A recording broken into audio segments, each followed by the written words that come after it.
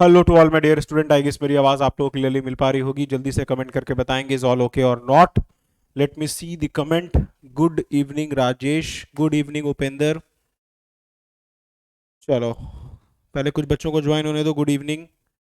जितने बच्चे ज्वाइन होना चाहें ज्वाइन होने देते हैं। पहले हम लोग कुछ सेकंड वेट कर लेते हैं, then after that we will start. Good evening Nandini.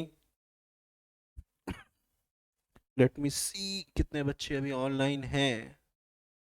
Okay, ठीक है अभी। और बच्चे ज्वाइन हो रहे हैं। कुछ बच्चे हमको मैसेज कर रहे हैं कि उनका ज्वाइन नहीं हो पा रहा है। चलो रितेश का आ गया, क्लियर है। लेट मी सी किसका मैसेज है कि उनका ज्वाइन नहीं हो रहा है।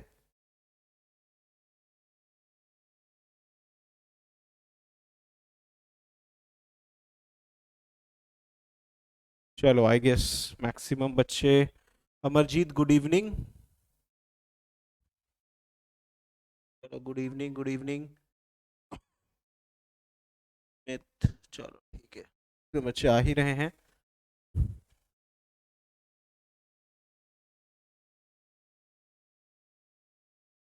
तो आज हम लोग यहाँ पे इंट्रोडक्शन करेंगे। आज जो हमारा टॉपिक है डिज़ाइन ऑफ कंक्रीट स्ट्रक्चर का, आज हमारा पहला लेक्चर है।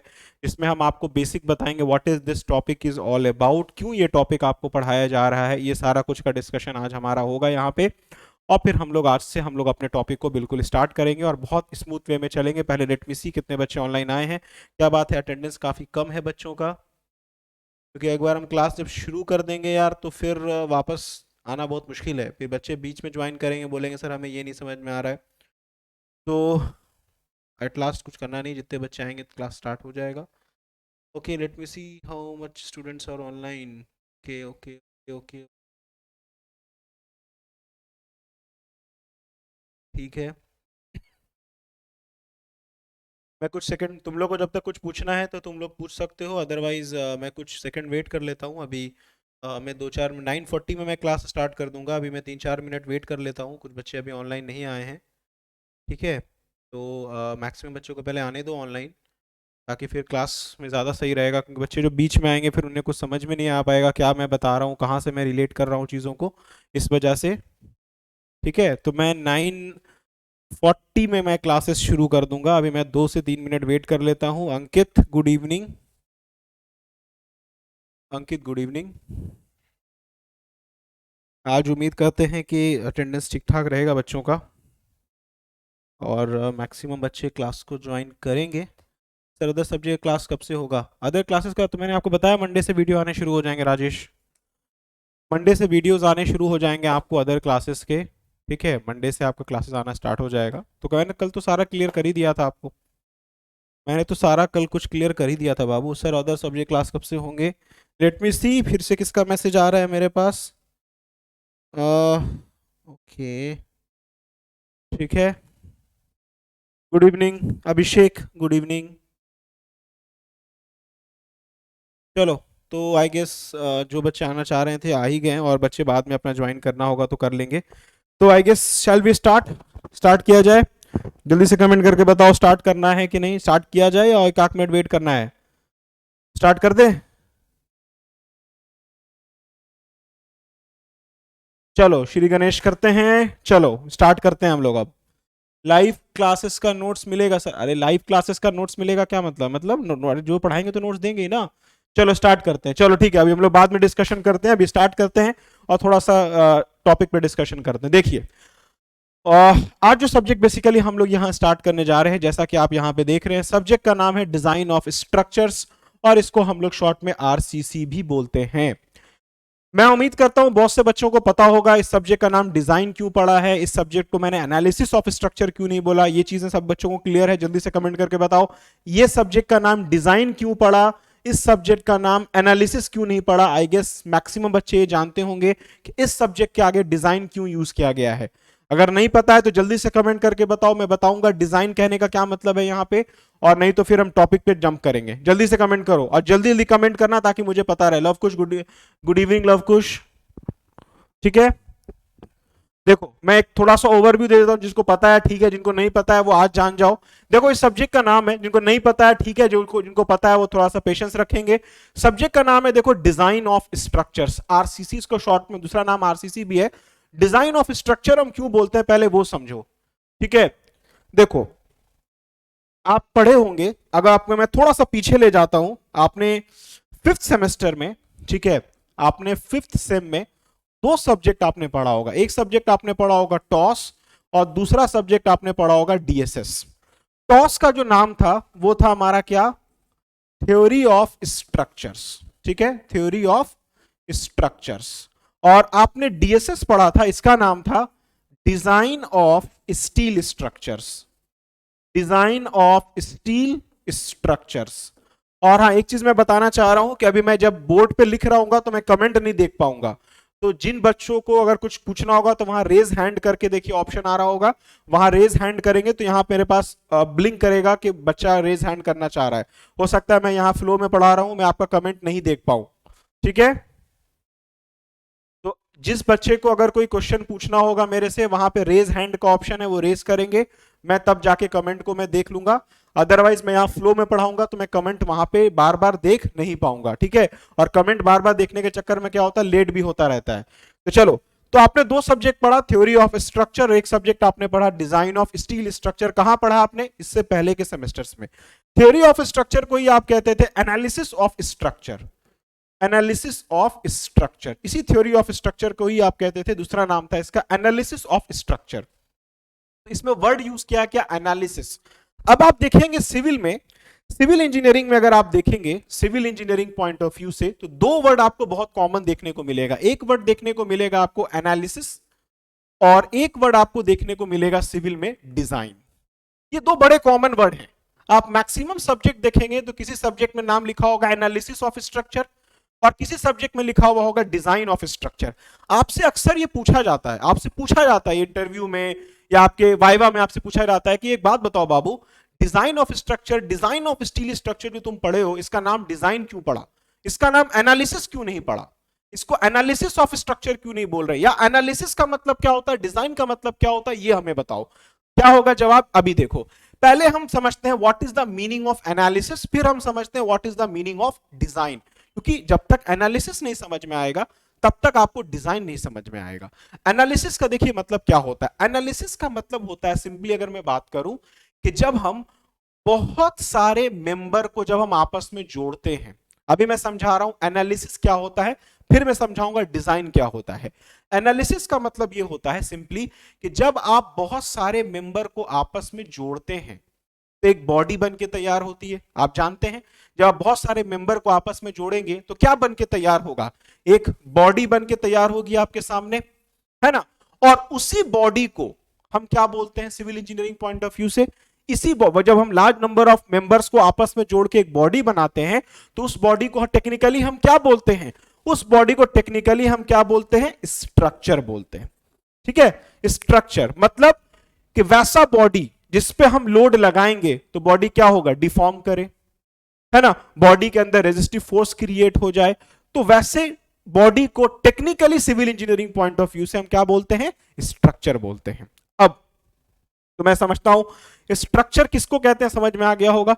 जब आप बहुत सारे मेंबर को आपस में जोड़ेंगे तो जोड़ने के बाद क्या बनेगा, एक बॉडी बन के तैयार होगा, उसी बॉडी को हम क्या बोलते हैं, स्ट्रक्चर बोलते हैं। अब वो बॉडी कैसे भी हो सकता है, हो सकता है आपने लार्ज नंबर ऑफ मेंबर को जोड़ के एक बिल्डिंग बना दिया होगा तो बिल्डिंग स्ट्रक्चर है। आपने हो सकता है लार्ज नंबर ऑफ मेंबर को जोड़ के आपने एक फ्लाईओवर बना दिया होगा तो एक फ्लाईओवर, एक ब्रिज है आपके सामने। तो यहां पे बहस इस बात से नहीं है कि आपका बिल्डिंग बना है कि आपका ब्रिज बना है, यहां पे सिर्फ बात हो रहा है कि स्ट्रक्चर बन के तैयार हुआ है। और वो स्ट्रक्चर बिल्डिंग भी हो सकता है, वो स्ट्रक्चर आपका ब्रिज भी हो सकता है, वो कैसा भी स्ट्रक्चर आपके सामने हो सकता है। अब यहां से समझो what is the meaning of analysis.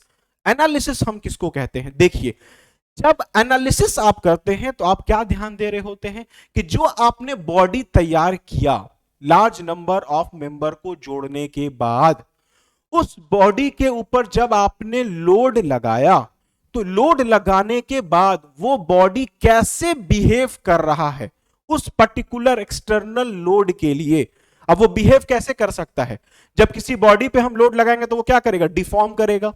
हो सकता है उसके अंदर किसी तरह का शियर फोर्स और बेंडिंग मोमेंट की वैल्यू इंड्यूस्ड होगी, उसके अंदर हो सकता है स्ट्रेसेस इंड्यूस्ड होगा, उसके अंदर क्या आएगा, स्ट्रेन इंड्यूस्ड होगा, उसके अंदर क्या आएगा, डिफ्लेक्शन होगा, स्लोप आएगा। तो एनालिसिस में बेसिकली बाबू मेरे आप यही पढ़ रहे होते हैं कि अगर हमारे पास कोई बॉडी है, अगर हमारे पास कोई स्ट्रक्चर है, और जब उस पर हमने लोड लगाया, तो लोड लगने के बाद जो उसके अंदर इंटरनल फोर्सेस जो आया, इंटरनल जो स्ट्रेसेस इंड्यूस्ड हुआ, वो कितने अमाउंट का आया, उस बॉडी में कितना डिफ्लेक्शन आया, ये सारी वैल्यू जो आप कैलकुलेट करके निकालते हैं, ये सारी वैल्यू को जो आप फाइंड करके निकालते हैं, यही काम होता है एनालिसिस का। एनालिसिस के अंदर कहीं पे भी आप ये ध्यान नहीं देते हैं कि ये जो मेंबर को हमने आपस में जोड़ा है, ये मेंबर की प्रॉपर्टी क्या है। मतलब आप मेंबर कैसा जोड़ सकते हैं, लकड़ी को भी आपस में जोड़ सकते हैं, कंक्रीट को आपस में जोड़ सकते हैं, स्टील को आपस में जोड़ सकते हैं। तो एनालिसिस जब आप करते हैं तो इस चीज के ऊपर आपका ध्यान नहीं रहता है कि जो मेंबर जोड़ के जो आपने बॉडी बनाया है, तो वो मेंबर की प्रॉपर्टी क्या है। मतलब कि मेंबर लकड़ी का बना हुआ है, कि मेंबर स्टील का है, कि मेंबर कंक्रीट का है, मेंबर की प्रॉपर्टी से आपको कुछ मतलब नहीं होता है। सिर्फ आप ये देखते हैं कि स्ट्रक्चर है और उसके ऊपर आपने एक लोड लगाया, तो उस लोड के लिए वो स्ट्रक्चर कैसे डिफॉर्म किया, इस चीज के ऊपर सारी की सारी जो स्टडी होती है, जो वैल्यूज आप फाइंड करके निकालते हैं, जो थ्योरी ऑफ स्ट्रक्चर में आप ऑलरेडी निकाल चुके हैं, वो काम है किसका, एनालिसिस का।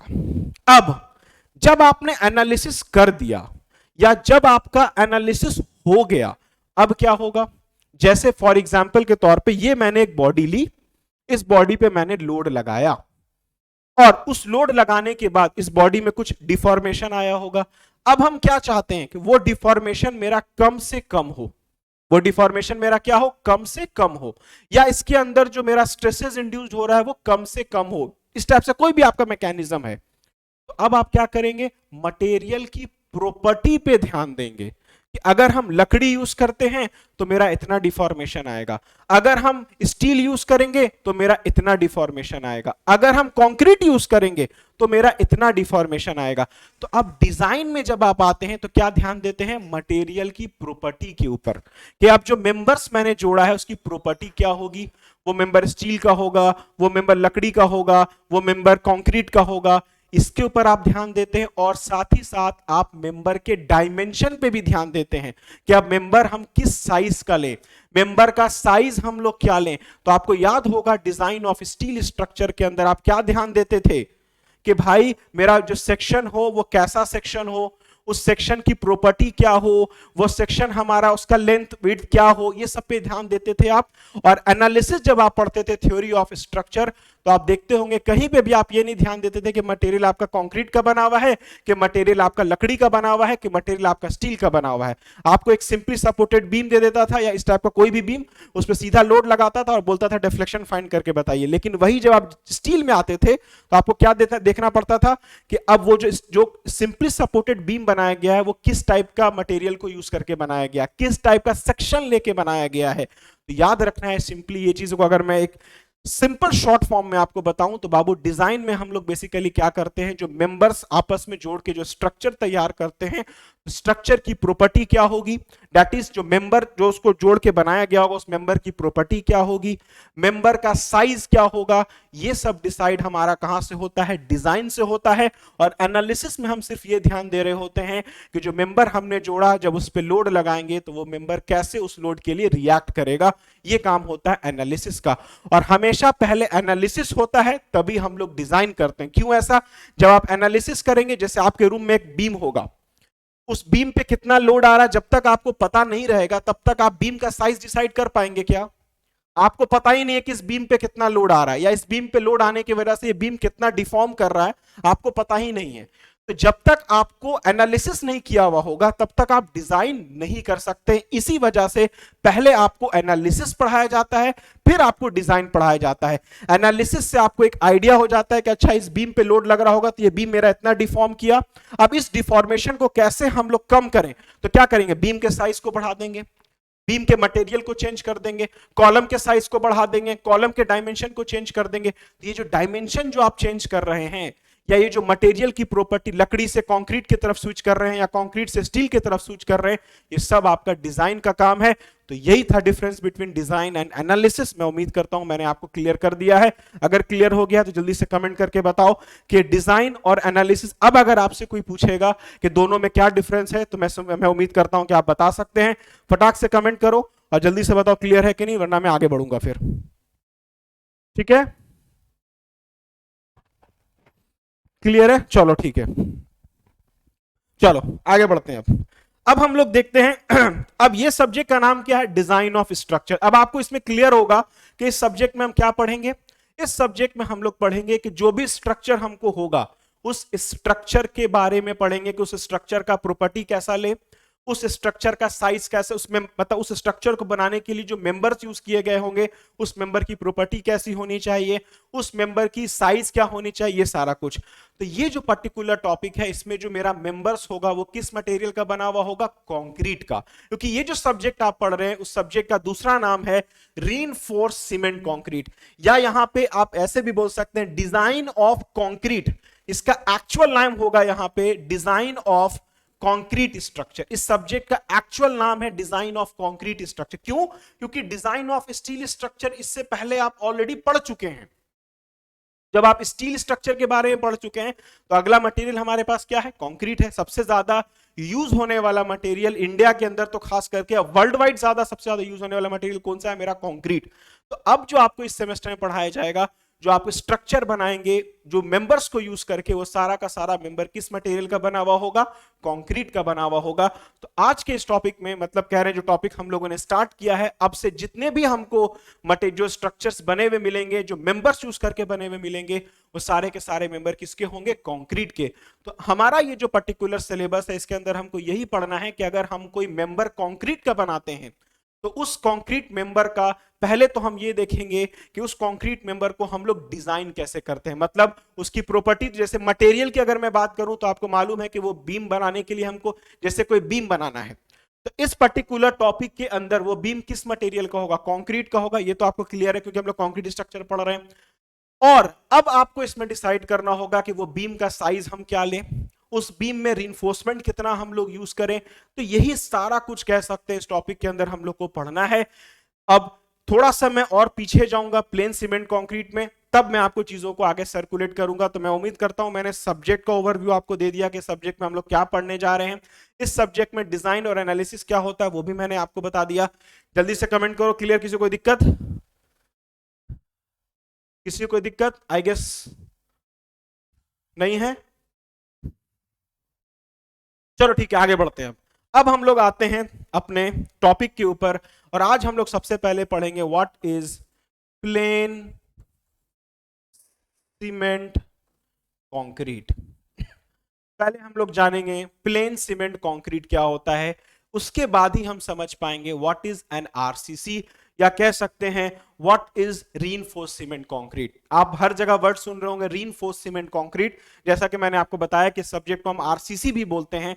इसको आरसीसी सब्जेक्ट क्यों बोलते हैं, इसका आरसीसी कहने का मतलब क्या होता है वो हम समझेंगे। स्टील क्यों यूज करते हैं हम लोग किसमें, कंक्रीट में, ये हम लोग समझेंगे। तो उन सारी चीजों को समझने से पहले हमको थोड़ा सा पीछे आना पड़ेगा। थर्ड सेमेस्टर में आपने एक सब्जेक्ट पढ़ा होगा कंक्रीट टेक्नोलॉजी, वहां के कॉन्सेप्ट को अभी हम आज के इस लेक्चर में आपको बताएंगे। उसके बाद हम अपने इस टॉपिक पे जंप करेंगे। एक वर्ड आपको पढ़ना होता है इस टॉपिक में, उसका नाम है प्लेन सीमेंट कंक्रीट, जिसको हम शॉर्ट में कहते हैं क्या, PCC. What is this PCC? जब तक पीसीसी का कॉन्सेप्ट आपके पास क्लियर नहीं है, तब तक आरसीसी आपको समझ में नहीं आएगा। क्यों नहीं समझ में आएगा, अभी जस्ट समझिए। What is PCC? पीसीसी का मतलब होता है प्लेन सीमेंट कंक्रीट। इसको डिफाइंड कैसे किया जाता है, देखिए पीसीसी को डिफाइन किया जाता है कि इट इज एन हार्डेंड मास। अगर मैं इसको डिफाइन करूं तो कैसे डिफाइन किया जाता है, it is a hardened mass obtained by mixing cement, sand, aggregate and water in mixed proportion, in certain mixed proportions, in certain mixed proportions. तो अगर मैं आरसीसी का डेफिनेशन आपको दूं, सॉरी प्लेन सीमेंट कंक्रीट का, तो आपने क्या लिखा? It is a hardened mass obtained by mixing cement, sand, aggregate and water in mix proportion. ठीक है, या आप कह सकते हैं इट इज एन हार्डन्ड मास, या इसको प्लास्टिक मास भी कह सकते हैं। हार्डन्ड मास को समझेंगे ज्यादा बेहतर है। मतलब क्या है इसका? देखिए, पीसीसी कहते हैं बेसिकली हम लोग, जब आप cement, sand, aggregate and water, तो जब आप आपस में मिक्स करते हैं तो एक हार्डन्ड मास बन के तैयार होता है। उसी हार्डन्ड मास को हम क्या बोलते हैं? पीसीसी कहते हैं। और इसका नेचर कैसा होता है? इसका नेचर होता है प्लास्टिक नेचर। जब आप cement, sand, aggregate and water को आपस में मिक्स करते हैं तो इसका सबसे अच्छा फीचर क्या होता है? ये प्लास्टिक नेचर का होता है। आप उसको जिस भी शेप में चाहें, जिस भी शेप में आप उसको कन्वर्ट करना चाहें, आप इजीली कर सकते हैं, जब वो सॉलिड स्टेट में नहीं रहता है। तो पीसीसी को डिफाइन किया जाता है कि it is cement, it is an hardened mass obtained by mixing cement, sand, aggregate and water and in mixed proportion and can be converted into, या कह सकते it and can be placed into any shape या any form very easily।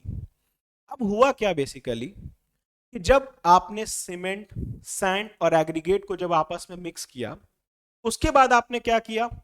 उसके ऊपर load लगाना शुरू किया। आपने क्या किया? पहले जब रीइंफोर्स का सीमेंट का रीइंफोर्स आरसीसी का जब कॉन्सेप्ट पहले नहीं था, तो पहले कॉन्सेप्ट था पीसीसी का। आपने सीमेंट लिया, गिट्टी लिया, बालू लिया और पानी लिया, आपस में मिक्स कर दिया। मिक्स करने के बाद आपने क्या देखा? एक हार्डन्ड मास बन के तैयार हुआ। अब आपके दिमाग में ये आया, यार ये जो हार्डन्ड मास मेरा बना है, क्यों ना इस हार्डन्ड मास को यूज करके कोई स्ट्रक्चर बनाया जाए। मतलब कि जो हम स्ट्रक्चर बनाएंगे उसमें जो सारा मेंबर होगा, उसमें हम सिर्फ क्या करते हैं? सीमेंट, सैंड, एग्रीगेट, वाटर को मिक्स करते हैं, एक हार्डन्ड मास बनेगा, उससे हम स्ट्रक्चर बना लेते हैं। तो लोगों ने जब ऐसा करना शुरू किया, उन्होंने क्या किया? लोगों ने क्या किया?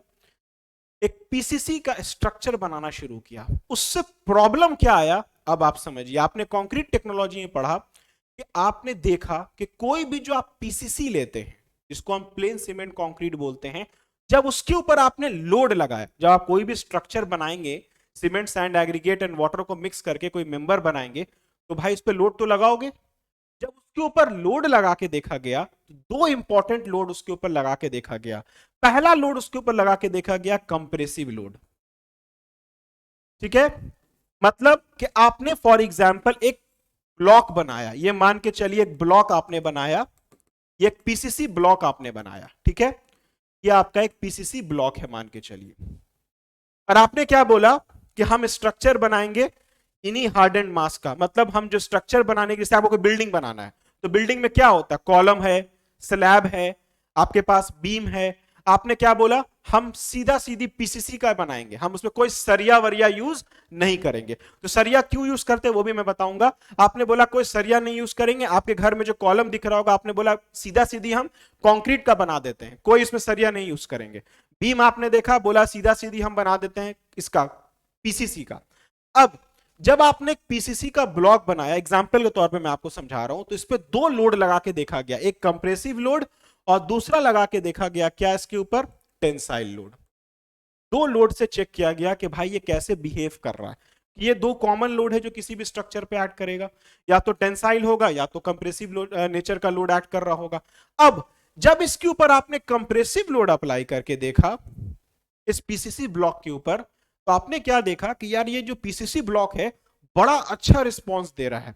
मतलब कि जब पीसीसी ब्लॉक को हम कंप्रेस कर रहे हैं, जब उसके ऊपर कंप्रेसिव लोड लगा रहे थे, तो हमने क्या देखा कि बड़ा अच्छा रिस्पॉन्स किया, मतलब एकदम मैक्सिमम लोड को झेल लिया जब उस पर कंप्रेसिव लोड हमने लगाया। तो हमारे लिए तो बड़ा खुशी की बात थी, अरे वाह, कंप्रेसिव लोड तो बड़ा अच्छे से झेल पा रहा है मेरा पीसीसी। हम हेवी से हेवी लोड को बना रहे हैं, इसमें हेवी से हेवी लोड डाल रहे हैं तो वो ले रहा है। जैसे आप पढ़े होंगे कैरेक्टरिस्टिक स्ट्रेंथ, आपने सब कंक्रीट टेक्नोलॉजी में पढ़ा होगा, तो अभी हम उतना टेक्निकलिटी पे नहीं जाते हैं, सिंपली एकदम आसान भाषा में आपको समझा रहे हैं। अब जब कंक्रीट का कंप्रेसिव लोड आपको देखा कि बड़ा अच्छा मिल रहा, तो आपका कॉन्फिडेंस और बढ़ा, आप में कॉन्फिडेंस और आ गया। अब आपने सोचा चलो ठीक है, कंप्रेसिव लोड तो मेरा बहुत अच्छा काम कर, अब चलो इसके ऊपर टेंसाइल लोड लगा के देखते हैं। अब जब इसके ऊपर आपने टेंसाइल लोड लगाया, जब आपने इसके ऊपर टेंसाइल लोड लगाया, मतलब पहला लोड जब कंप्रेसिव लगाया तो टेस्ट आपका ओके हो गया, आप एकदम खुश हो गए, जो रिपोर्ट जो रिजल्ट आया उससे आप बिल्कुल हैप्पी हो गए, यार मेरा रिजल्ट एकदम मस्त है, कंप्रेशन में तो एकदम मस्त लोड को मेरा कैरी कर रहा है पीसीसी, एकदम आराम से उसको यूज कर सकते हैं हम लोग स्ट्रक्चर बनाने में। फिर आपके दिमाग में ये आया, यार जब कंप्रेशन में स्ट्रांग है तो चलो टेंशन में भी टेस्ट करके देखते हैं, टेंसाइल लोड लगा के देखते हैं वो कैसे बिहेव करता है। टेंसाइल लोड का मतलब क्या है, उसको पुल करके देखना, पुलिंग नेचर का लोड लगा के देखना। एग्जाम्पल के तौर पे जैसे मैंने यहाँ पे पुलिंग नेचर का लोड लगाया, मैंने इसको पुल करना चाहा, अब टेंशन किसी भी कारणवश हो सकता है, फ्लेक्सर के कारण भी हो सकता है, तो यहां पे सिंपली हम देख रहे हैं पुलिंग मतलब टेंसाइल लोड लगाया।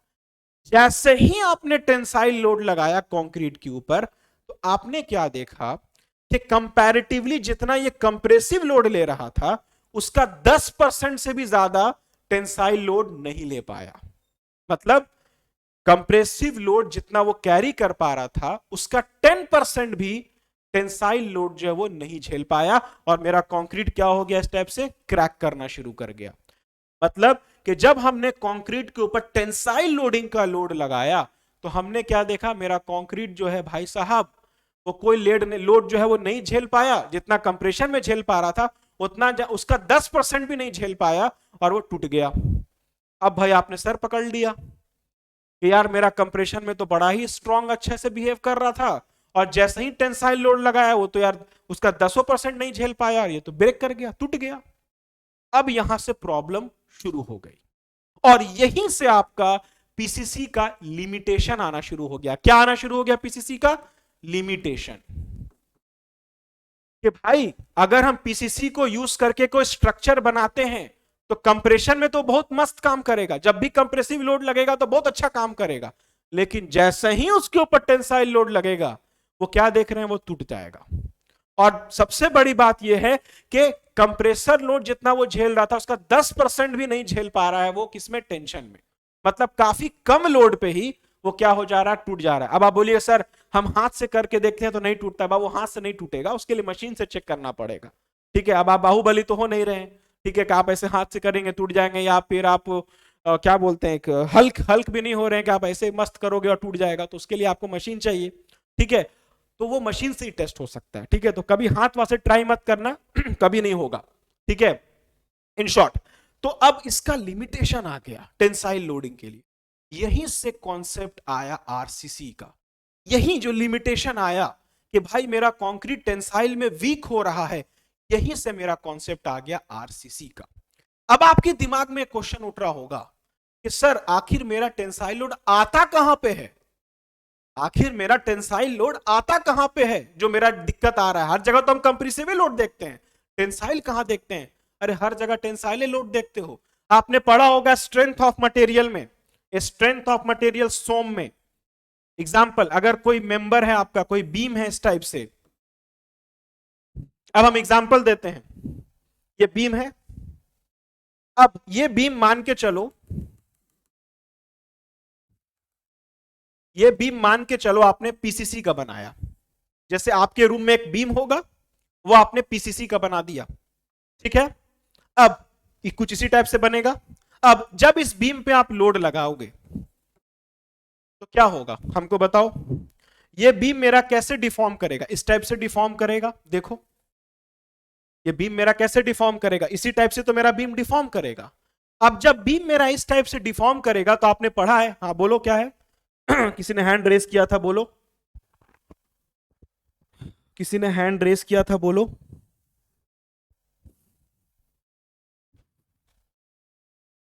नहीं है, चलो। अब जब इस बीम के ऊपर आपने लोड लगाया तो ये बीम ऐसे ही डिफॉर्म करेगा ना। अब जब ये इस टाइप से डिफॉर्म करेगा तो आपने स्ट्रेंथ ऑफ मटेरियल में पढ़ा होगा एक टॉपिक, उस टॉपिक का नाम है बेंडिंग स्ट्रेसेस, याद होगा।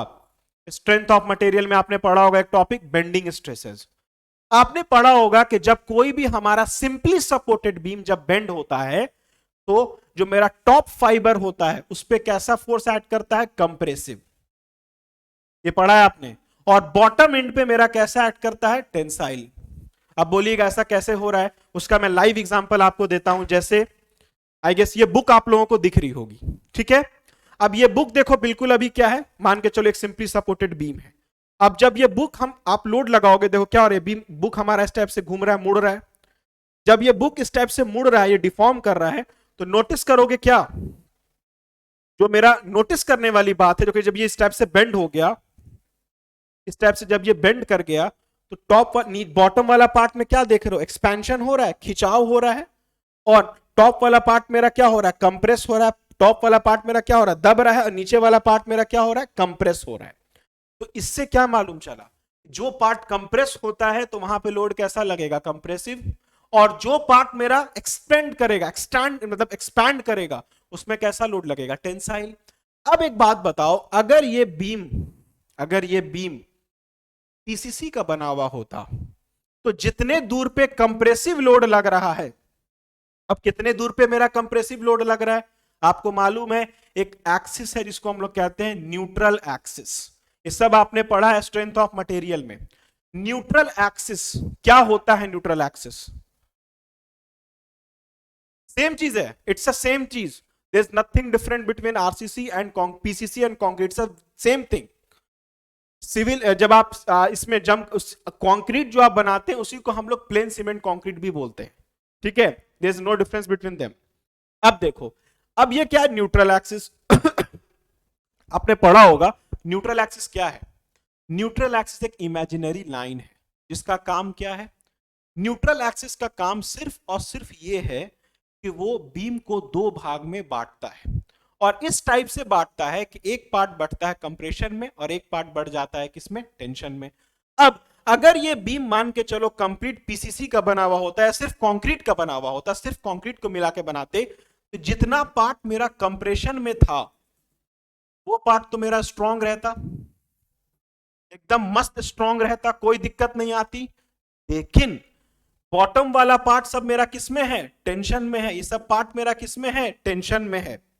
बॉटम वाला जितना भी पार्ट है मेरा, वो ये जो मान के चलते हैं न्यूट्रल एक्सिस के नीचे जो पूरा पार्ट है, ये मेरा पूरा पार्ट किसमें है बाबू, ये मेरा पूरा पार्ट तो किसमें है, टेंशन में है।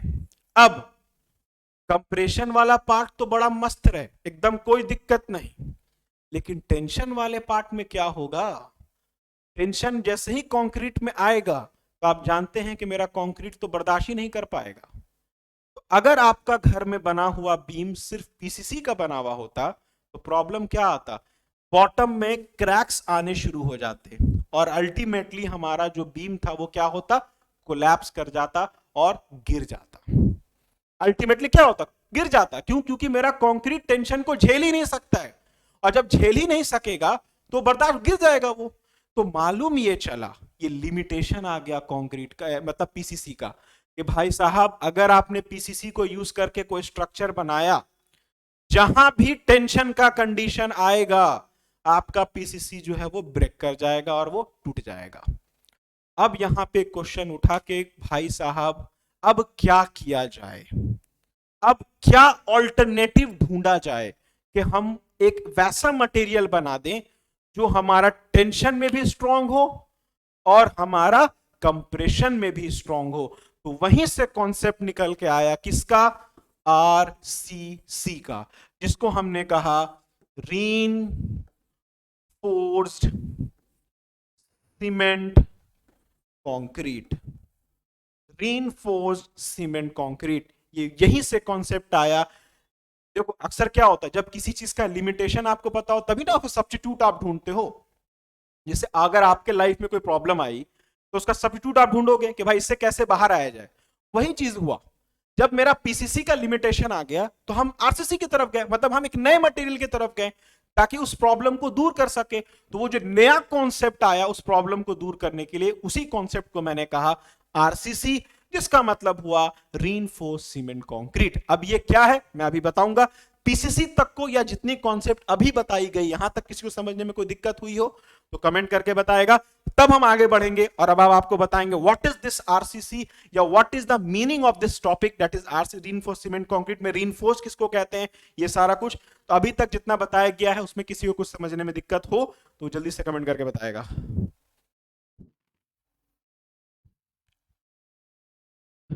चलो उपेंद्र का आ गया, सुमित का भी आ, कोई दिक्कत नहीं। ठीक है, चलो ठीक है, आगे बढ़ते हैं, ज्यादा टाइम को वेस्ट नहीं करेंगे। सर कॉलम में स्टील क्यों यूज करते हैं, वाई टेंसाइल फोर्स कैसे आता है, कॉलम में टेंसाइल फोर्स कैसे आता है, बड़ा अच्छा क्वेश्चन है, कोई क्वेश्चन का जवाब देगा तो मैं बताऊंगा।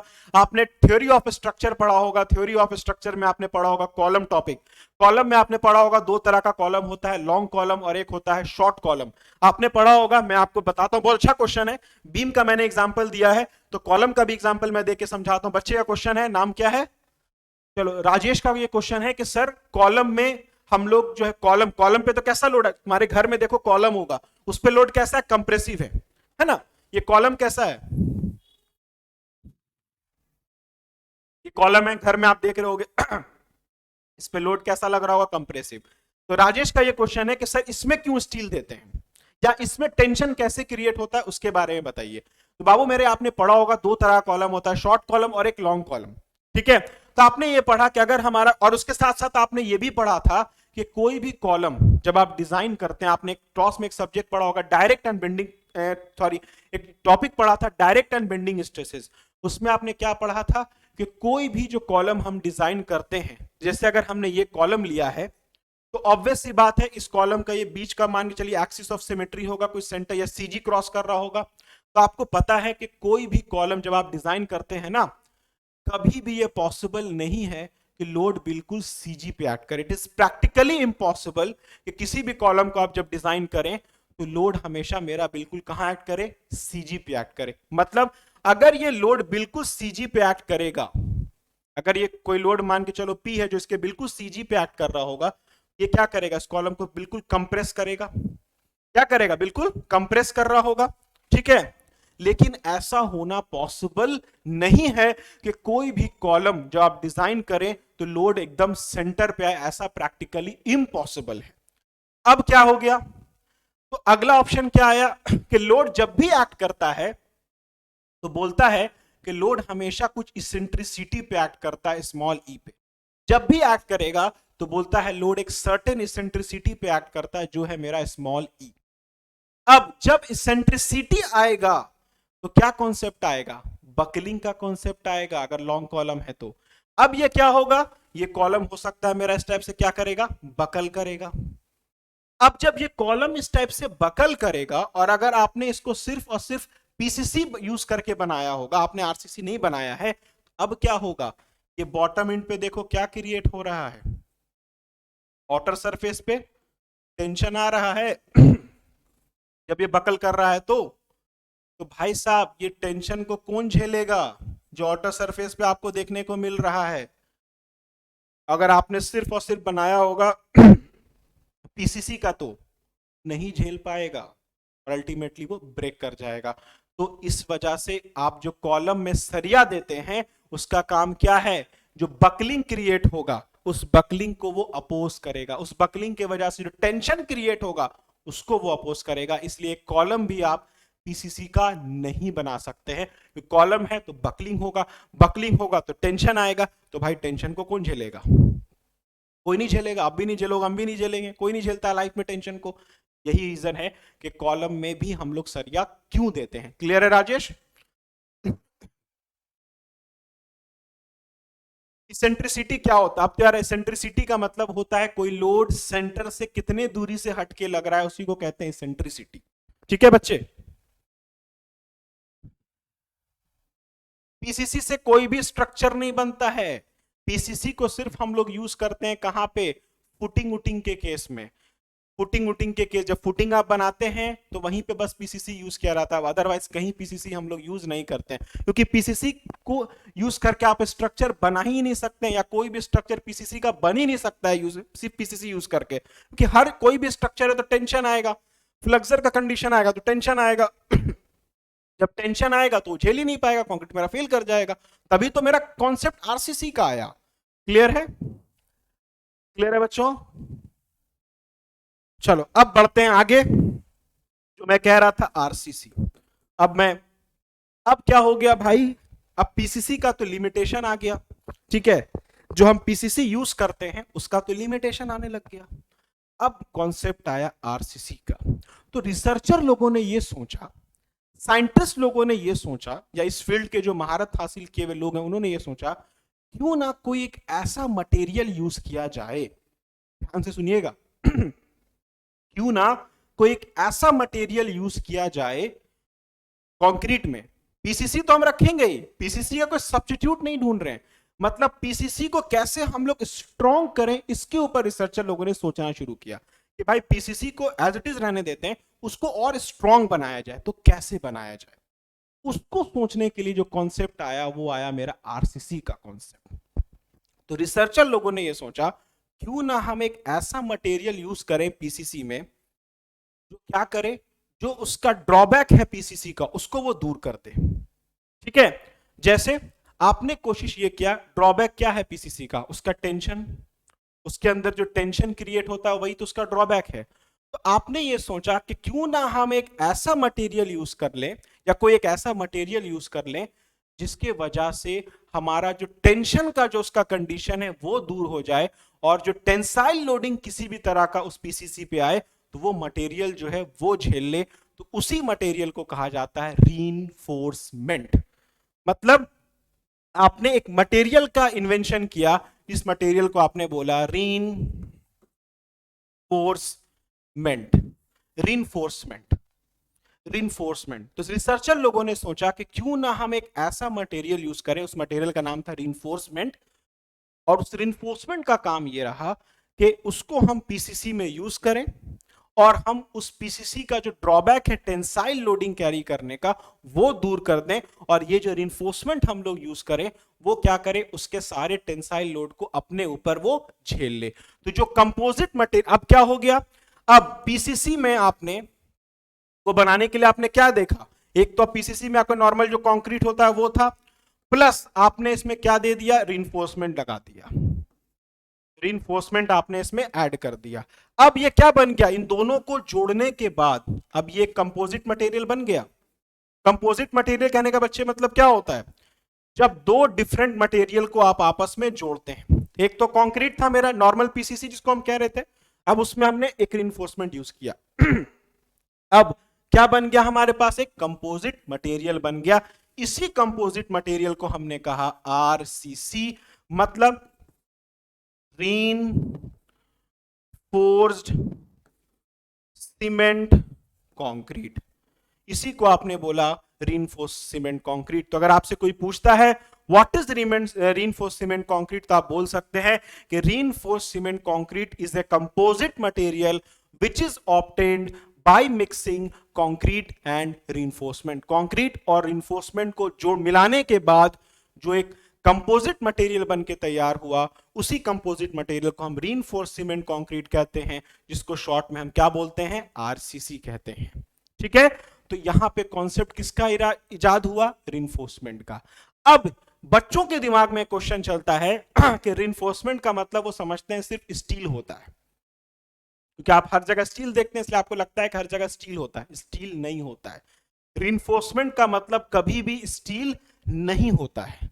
बच्चों के दिमाग में बहुत बड़ा कंफ्यूजन रहता है कि उनसे जब पूछा जाता है रीइंफोर्समेंट का मतलब क्या है, कौन सा रीइंफोर्समेंट मटेरियल यूज करते हो, तो एकदम वो बिना सोचे बोल देगा स्टील यूज करते हैं। ऐसा नहीं है, रीइंफोर्समेंट में आप कोई भी मटेरियल यूज कर सकते हैं जो मटेरियल टेंशन को अपने ऊपर झेल ले, उसका कोई स्पेसिफिक नहीं है कि स्टील ही यूज करना है। स्टील यूज क्यों करते हैं ये मैं आपको बताऊंगा, कि स्टील क्यों आप ज्यादातर देखते हैं स्टील यूज होता है, वो क्यों होता है ज्यादातर स्टील यूज, वो मैं आपको बताऊंगा। लेकिन अभी मैं आपको ये बता रहा हूं, रीइंफोर्समेंट जब भी वर्ड यूज किया जाएगा उससे ये मत कंफ्यूज होइएगा सिर्फ और सिर्फ स्टील, सिर्फ और सिर्फ स्टील रीइंफोर्समेंट का मतलब नहीं हो सकता है।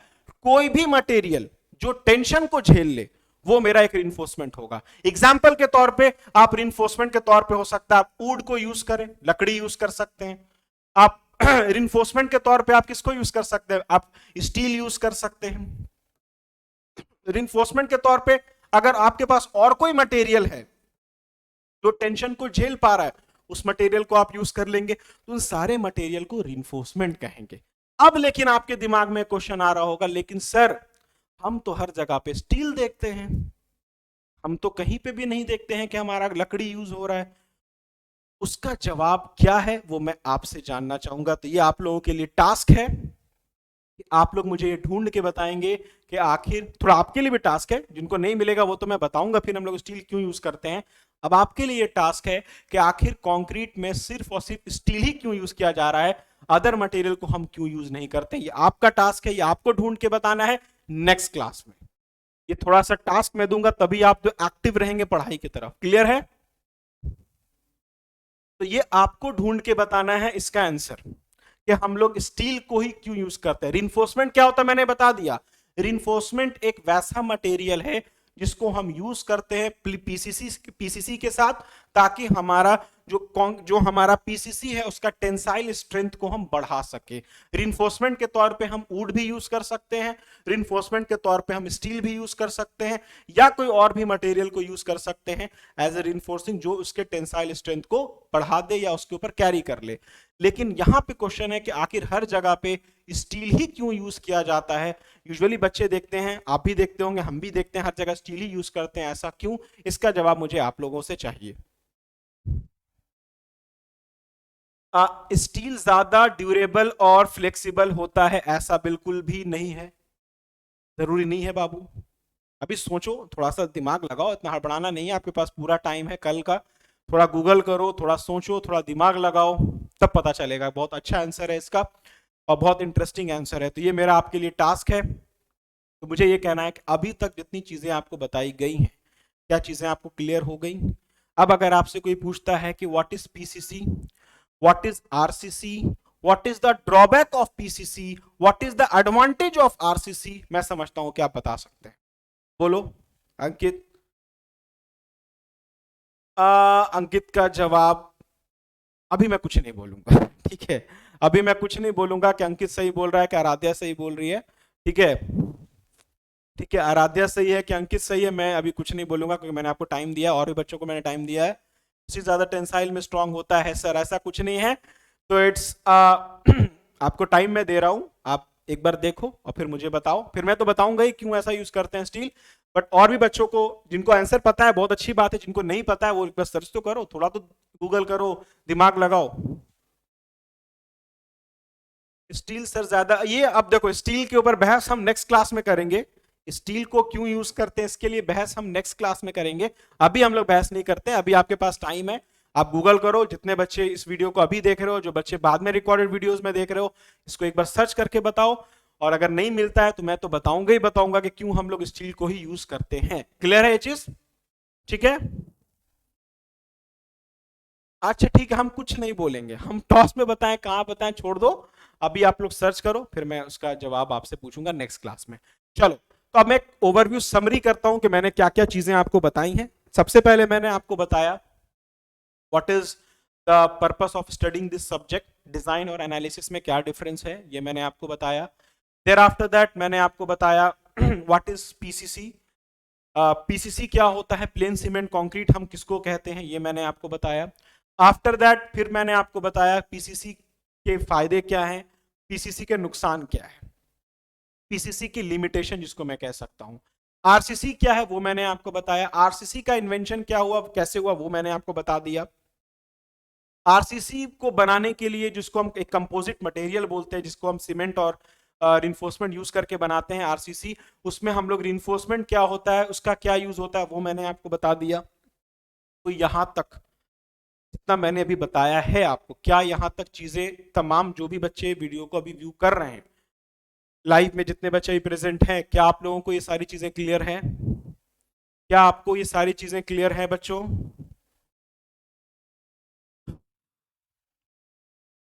ठीक है, अब इसके बाद क्या पढ़ना है अब इसके बाद क्या पढ़ना है वो देखते हैं, वो मैं बताता हूं। अब इसके बाद हम लोग को पढ़ना है व्हाट आर द, अब देखो कुछ चीजें ऐसी हैं जो आपको लफली पता ही होंगी। अब यहां पे पढ़ना है कि एक आरसीसी को बनाने के लिए क्या क्या मटेरियल की यूज, या उससे पहले देखते हैं एडवांटेजेस ऑफ आरसीसी क्या है। एडवांटेजेस ऑफ आरसीसी, आरसीसी के क्या एडवांटेजेस हैं? आपको मालूम है आरसीसी के बहुत सारे एडवांटेजेस हैं। अब क्या हो गया कि जब हमारा एक, अब आरसीसी को, पीसीसी को आपने क्या कर दिया, कंप्रेशन में तो स्ट्रांग था ही, आपने उसको टेंशन में भी स्ट्रांग कर दिया। तो मालूम ये चला कि अब हम कोई भी स्ट्रक्चर चाहे तो बहुत इजीली, जिसपे फ्लक्सर का कंडीशन आएगा वहां पे हम आराम से अब क्या यूज कर सकते हैं, आरसीसी यूज कर सकते हैं। आरसीसी को बनाना बहुत आसान है, आरसीसी को हैंडल करना बहुत आसान है, आरसीसी के वर्कमैनशिप को करना बहुत ज्यादा आसान है। ये सब हमारे कुछ कुछ बेनिफिट्स देखने को मिले कि भाई अगर हम आरसीसी यूज करते हैं तो मेरा एक स्ट्रक्चर काफी अच्छा ड्यूरेबल बन के तैयार होता है। एक आरसीसी मतलब कह सकते हैं, आपने कंक्रीट का एडवांटेजेस पढ़ा होगा। कंक्रीट के क्या क्या एडवांटेजेस हैं? कंक्रीट का एडवांटेजेस है कि इट्स गुड फायर रेजिस्टेंट है, काफी अच्छा फायर रेजिस्टेंट है, ठीक है। इट इज ड्यूरेबल भी है, अगर अच्छा मिक्स हम तैयार करते हैं तो ये काफी अच्छा ड्यूरेबल रहता है। तो वही सारा एडवांटेज किसका आ जाएगा, आरसीसी का भी, क्योंकि वो कंक्रीट को ही मिला के तो बनाया गया है। तो जो कंक्रीट के एडवांटेजेस होंगे वही आरसीसी के एडवांटेजेस होंगे। मतलब कि कंक्रीट जब हम आरसीसी यूज करेंगे तो बहुत इजीली हम flexural as well as compressive load दोनों को आराम से झेल सकते हैं। अगर हम दूसरी एडवांटेजेस की बात करें तो अगर हम कंक्रीट को यूज करके कोई स्ट्रक्चर बनाते हैं तो काफी अच्छा वो ड्यूरेबल रहेगा। कंक्रीट का अगर हम कोई स्ट्रक्चर बनाते हैं तो इट्स फायर रेजिस्टेंट रहेगा। तो दीज आर सम एडवांटेजेस है जो मैं नोट्स आपको मैं प्रोवाइड करूंगा तो उसमें एडवांटेजेस मैं लिख दूंगा। डिसएडवांटेजेस क्या है कंक्रीट का? सबसे बड़ा डिसएडवांटेजेस है कंक्रीट का वो है इसका सेल्फ वेट। सबसे बड़ा एडवांटेज डिसएडवांटेजेस है कंक्रीट का उसका सेल्फ वेट, खुद का वेट। कंक्रीट का खुद का वेट काफी ज्यादा होता है, it's one of the major disadvantages. Concrete का वेट इतना ज्यादा होता है जिसकी वजह से मेरा जो स्ट्रक्चर है वो काफी क्या हो जाता है, हेवी हो जाता है, वेटेड हो जाता है। ये एक सबसे बड़ा ड्रॉबैक है आरसीसी का। तो अक्सर आपसे पूछता है what is the drawback of an RCC?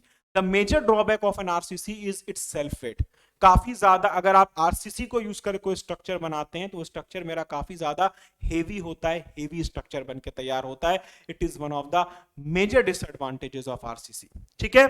उसके बाद अगर आपको लॉन्ग स्पैन कंस्ट्रक्शन करना है तो वहां पे भी आपका आरसीसी क्या हो जाएगा, काफी ज्यादा जो है अनड्यूरेबल हो जाएगा। अगर आपको कोई लॉन्ग स्पैन कंस्ट्रक्शन करना है तो और हेवी लोडिंग का कंडीशन है तो वहां पे फिर आप क्या प्रेफर करते हैं, स्टील स्ट्रक्चर को प्रेफर करते हैं। क्यों? क्योंकि जितना लॉन्ग स्पैन आपका कंस्ट्रक्शन होगा उतना हेवी आपका आरसीसी बीम जो है वो बनेगा, और जितना हेवी आरसीसी बीम बनेगा उतना ज्यादा सेल्फ वेट क्या होगा, स्ट्रक्चर का वेट हेवी होता जाएगा।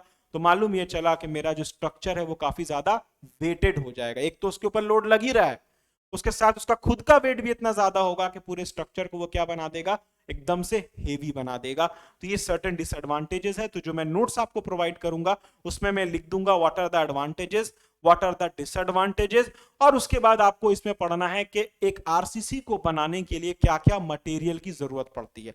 तो मटेरियल में क्या क्या जरूरत पड़ता है, सीमेंट की जरूरत पड़ती है, एग्रीगेट की जरूरत पड़ती है। अब एग्रीगेट में दो एग्रीगेट होगा, coarse aggregate as well as fine aggregate, ये सारा का आपको जरूरत पड़ेगा। और अल्टीमेटली किसका जरूरत पड़ेगा, वाटर का जरूरत पड़ेगा। और फिर साथ में आपको किसका जरूरत पड़ेगा, रिइंफोर्समेंट, दैट इज आरसीसी, मतलब स्टील का। अगर हम यहाँ अब मैं जो भी जब भी वर्ड रिइंफोर्समेंट यूज करूंगा तो मैं स्टील पे आके स्टिक हो जाऊंगा। क्यों मैं स्टिक हो रहा हूं इसका जवाब तो मैं आपको नेक्स्ट क्लास में दूंगा, लेकिन अब जब भी मैं रीइंफोर्समेंट वर्ड यूज करूंगा तो मैं स्टिक हो जाऊंगा स्टील की, मतलब मैं स्टील की बात कर रहा हूँ। तो वो सारा कुछ मैं आपको नोट्स में दे दूंगा, या बोलो तो उसको ही बताना है क्या? तो जानते ही होगे व्हाट इज सीमेंट, कितने तरह का सीमेंट होता है, ये तो कंक्रीट टेक्नोलॉजी में तुम लोग पढ़े होगे, ये यहाँ का पार्ट नहीं है, ये बस आपके सिलेबस में दिया हुआ व्हाट आर द मैं आपको दिखा भी देता हूँ आपका सिलेबस में क्या लिखा हुआ है। देखिए आपके सिलेबस में लिखा हुआ है introduction to reinforced cement concrete, ये तो मैंने आपको दे दिया। आरसी सेक्शन देयर बिहेवियर, उसका बिहेवियर क्या वो भी मैंने आपको बता दिया। Grades of concrete and steel, permissible stresses, assumption, ये मैं बाद में बताऊंगा। उसके बाद देखो ये एक बचा हुआ grades of concrete and steel, ये तो आप जानते हैं कंक्रीट के बारे में कि आपके पास किस किस टाइप का होता है। आप सिंपली जान रहे हैं कि आपके पास सीमेंट से आप बनाते हैं, आप कोर्स एग्रीगेट, फाइन एग्रीगेट सब यूज करके बनाते हैं आप। क्या मैसेज है सर बता दीजिए, नहीं तो नींद नहीं आएगा। हाई राइज स्ट्रक्चर में कंक्रीट यूज नहीं कर सकते। हाँ, there are many many disadvantages of an RCC right now in present. अब क्या है कि आपका जो भी स्ट्रक्चर बन रहा है वो काफी हाई राइज बन रहा है, काफी हाई स्पैन के लिए बन रहा है, तो उस वजह से आरसीसी का ना काफी ज्यादा लिमिटेशन आ गया है। अब देखो एक नया कॉन्सेप्ट आया, आप लोग नाम सुनते होंगे, आपको पढ़ना भी है, आपके सिलेबस में भी है, उसको हम लोग कहते हैं क्या जो बच्चा जानता भी होगा आप लोग में से, उसको हम लोग बोलते हैं pre stress concrete. Pre stress concrete ये एडवांस फॉर्म ऑफ कंक्रीट है। पीसीसी मतलब आरसीसी के बाद जैसे पीसीसी के क्या हुआ, तो क्या होता है ना, जब कोई चीज की ड्रॉबैक आता है तो नया इन्वेंशन होता है, वैसे ही जब पीसीसी का जब ड्रॉबैक आया तो नया इन्वेंशन क्या आया, आरसीसी का आया। अब आरसीसी में जब कोई ड्रॉबैक आने लग गए तो नया इन्वेंशन आया जिसको हम लोग बोलते हैं प्री स्ट्रेस कंक्रीट। और आज के डेट में मैं कह सकता हूं, आज के डेट में तो स्पेशली 95% जो ब्रिजेस बन रहे हैं, 95% ऑफ ब्रिजेस या फ्लाईओवर आप जो बोलेंगे, they are all made using pre stress concrete. ये क्या होता है प्री स्ट्रेस कंक्रीट, ये आपके सिलेबस में भी है पढ़ने को, वो मैं बताऊंगा आपको। अभी फिलहाल इस पे बहस नहीं करते, अभी हम सिर्फ इंट्रोडक्शन तक ही स्टिक रहते हैं। तो ये था complete overall introduction regarding RCC. अब जो नेक्स्ट क्लास हम लोग करेंगे उसमें मैं आपको बताऊंगा what is the goal of designing, design हम लोग क्यों करते हैं, ठीक है, और डिजाइन करने के लिए हमारे पास क्या क्या मेथड्स अवेलेबल हैं। जैसा कि आप यहाँ पे अपने सिलेबस में देख रहे होंगे, आपका लिखा ही हुआ है यहाँ पे वर्किंग स्ट्रेस मेथड। अब ये वर्किंग स्ट्रेस मेथड क्या है ये मैं आपको नेक्स्ट क्लास में ही बताऊंगा। इससे पहले मैं आपको बताऊंगा कि डिजाइन करते क्यों हैं। मोटा मोटी तो आप जान ही गए क्यों डिजाइन करते हैं, फिर से मैं मुझे बताना व्हाट इज कि डिजाइन क्यों करते हैं। ऑब्जेक्टिव ऑफ डिजाइन, अक्सर आपसे एग्जाम में वाइवा में पूछा जाता है what is the objective of design, या what is the objective of RCC design, ये मैं आपको बताऊंगा। And what are the method of RCC design, मतलब कि अगर आप कोई स्ट्रक्चर आरसीसी का बनाते हैं तो कुछ मेथड को तो फॉलो करते होंगे, आप ऐसे ही तो नहीं बना देते होंगे, तो वो मेथड क्या है। 3 मेथड है, मैं रफली हिंट दे देता हूं, working stress method, ultimate load method, और है हमारा एक और है जिसको हम लोग क्या बोलते हैं, लिमिट स्टेट मेथड। ये 3 मेथड है, तीनों मेथड को हम लोग को पढ़ना है। 2 मेथड को पढ़ना है, एक मेथड को नहीं पढ़ना है, हमको वर्किंग पढ़ना है और लिमिट पढ़ना है, अल्टीमेट हम लोगों को नहीं पढ़ना है। क्यों नहीं पढ़ना है वो भी मैं आपको बताऊंगा। तो आज का ये लेक्चर मैं इंट्रोडक्शन तक ही रख रहा हूं। अब जो नेक्स्ट लेक्चर हमारा मंडे को होगा, क्योंकि कल संडे है, कल आराम करने का दिन है, मंडे को हमारा होगा, और मंडे को मैं आपके सामने लेकर आऊंगा what is the objective of design and what are the methods of design. तो मंडे का क्लास एट एनी कॉस्ट, मेरा ये कहना है कि लाइव आप मिस मत करिएगा।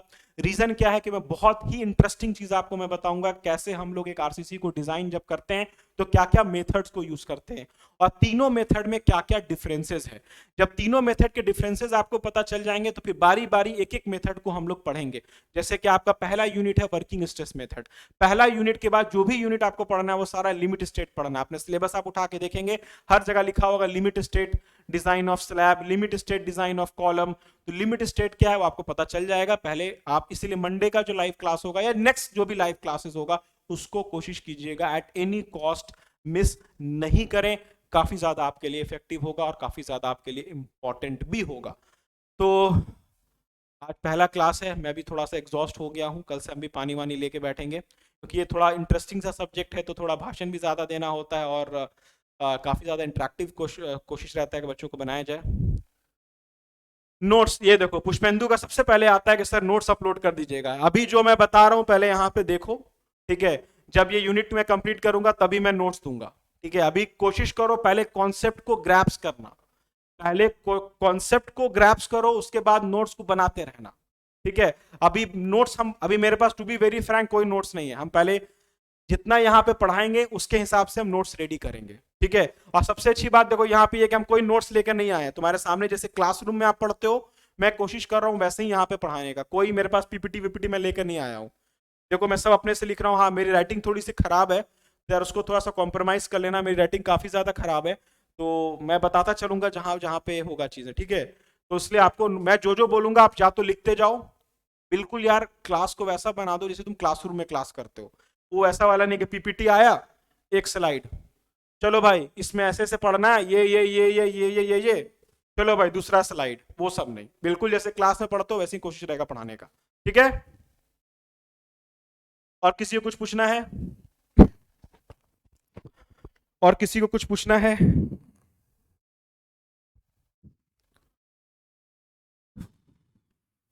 क्योंकि अब हम क्लास ओवर करेंगे, जब किसी को कुछ पूछना है तो पूछ सकता है।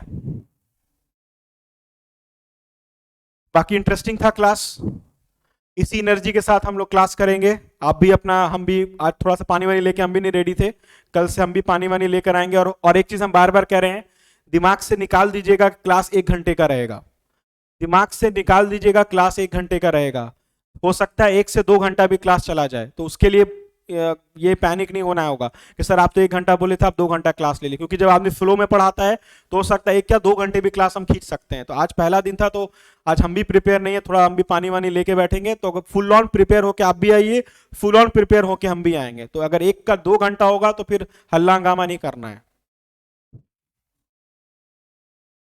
ठीक है? चलो ठीक है। अब इसी नोट के साथ, चलो अब इसी नोट्स के साथ हम लोग अब क्लास को ओवर करते हैं, है ना? और अभी भी जो बच्चे क्लास नहीं ज्वाइन करें जल्दी जल्दी फोन करो और ज्वाइन कराओ। मंडे से जब सब बच्चों को जल्दी से, कल संडे है, कल बच्चों को ज्वाइन कराओ। कल भी हम अवेलेबल नहीं है, पहले भी हम बता दे रहे, कल भी हम आफ्टर 3 PM, 3 PM के बाद ही कल भी हम अवेलेबल हैं। कल भर हम 3 PM के बाद ही कल भी अवेलेबल है। तो जो भी मुझसे बात करना है, जिनको भी मुझसे कांटेक्ट करना है आफ्टर 3 PM, उससे पहले हम अवेलेबल नहीं है, ठीक है? 3 PM के बाद आप कॉल कर लेना, आपसे 3 PM के बाद मेरी बात हो जाएगी आपसे। तो तब तक बच्चों को फटाफट जोड़ते जाओ, और मंडे को मैं कोशिश करता हूँ और 2 4 5 बच्चे नए देखने को मिलेंगे, ठीक है? चलो अभी क्लास को ओवर करते हैं हम। चलो ठीक है, चलो thank you so much for watching this video, stay tuned, और हम लोग नेक्स्ट क्लास में मिलते हैं, ठीक है? चलो good night to all, thank you so much for watching this video, thank you so much and good night to all, thank you.